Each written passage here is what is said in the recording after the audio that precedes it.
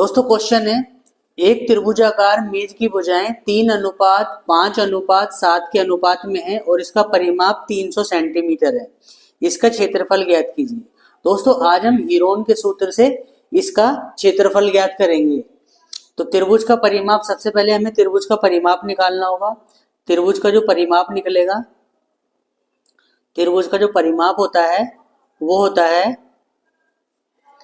तीन भुजा, जो तीनों भुजा है ना, ये भुजा एक और ये दो, ये फिर भुजा तीन, तीनों भुजाओं को हम जोड़ लेते हैं।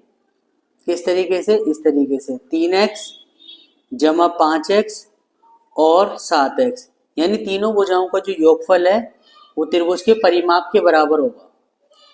अब हम x की वैल्यू फाइंड करेंगे। 5 और 3 8, 8 और 7 15, 15x, तो 15x इजिकल टू 300। अब x को हम यहाँ रख देंगे, 300 के बटे में हम 15 भेजेंगे, ये भाग में चेंज होगी। अब काटेंगे तो 15 एकम 15, 15 दूनी 30, 20। तो x की वैल्यू आती है हमारे पास 20। अब हम याद करेंगे पहली भुजा। तो पहली भुजा क्या होगी हमारी? पहली भुजा हमने क्या मानी थी? 3x, यानी कि ये वाली। तो 3x, तो 3x इजिकल टू 3 गुणा x की वैल्यू क्या है यहाँ पे हमारी 20, तो 20 लिख देंगे। तो ये आ जाएगा हमारा 20 3 60। फिर दूसरी भुजा हमारी कितनी हो जाएगी? दूसरी भुजा हमारी है 5x, तो 5 गुणा 20, तो 20 पंजे हमारा हो गया 100। अब इसी तरीके से तीसरी भुजा हम निकालते हैं। तीसरी भुजा जो है हमारी वो होती है हमारी 7x, तो 7 गुणा x की वैल्यू हमारी 20, तो 7 दूनी 14, 140। तो तीनों भुजाएं हमारे पास आ गई। पहली भुजा 60, यानी कि जो हमने 3x माना था, तो यहाँ पे हमारी 60 आ गई, ये वाली वैल्यू। और ये दूसरी भुजा हमारी 5x थी, तो इसकी वैल्यू आ गई हमारे पास 100। और तीसरी भुजा हमारी 140 थी, यानी कि 7x थी, तो ये इसकी जगह आ गई 140। अब हमारे पास तीनों भुजाएं आ गई। अब हम सवाल को सॉल्व करते हैं। अब सबसे पहले हम अर्ध परिमाप निकालते हैं। तो अर्ध परिमाप को बोलते हैं S। तो S का एक फॉर्मूला होता है S निकालने का, यानी कि सेमी पेरीमीटर। इसका फॉर्मूला होता है A प्लस बी प्लस सी बटे में 2।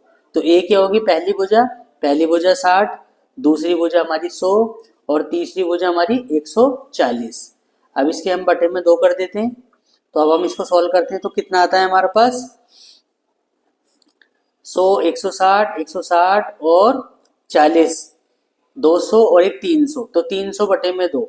300 की अगर हम 2 से भाग कर देते हैं तो हमारा आता है 150। तो 150 हमारा अर्ध परिमाप आ गया। अब अर्ध परिमाप निकालने के बाद अब हम निकालते हैं त्रिभुज का क्षेत्रफल। तो त्रिभुज का क्षेत्रफल का एक फॉर्मूला होता है हमारे पास। क्या होता है formula? √ S minus A, S minus B और S माइनस C। तो S क्या होगी हमारे पास? S जो है हमारा सेमी पेरीमीटर 150, फिर हमारे पास 150 माइनस A की वैल्यू क्या होगी हमारे पास 60, फिर S यानी कि 150, B की वैल्यू आ गई हमारे पास 100 और S माइनस C यानी कि 150 माइनस 140। अब हम इनको सॉल्व करते हैं। अब ये हमारा आ जाएगा 150। अब 150 में से हम 60 माइनस करेंगे तो 90 है, तो गुणा करके 90 लिख देते हैं। फिर यहाँ गुणा का साइन लगाते हैं। फिर 150 में से 100 माइनस करते हैं तो हमारा आता है 50। और फिर यहाँ पे 150 में से 140 माइनस करते हैं तो हमारा आता है 10। अब हमारे पास ये आ गया। अब हम क्या करते हैं, इनके फैक्टर कर लेते हैं। 150 के हम फैक्टर करते हैं तो 150 के जो फैक्टर आएंगे हमारे पास आ जाएंगे 3 गुणा 5 गुणा 5 गुणा 2, यानी कि 3 पंजे 15, पंजे 75 दूनी 150।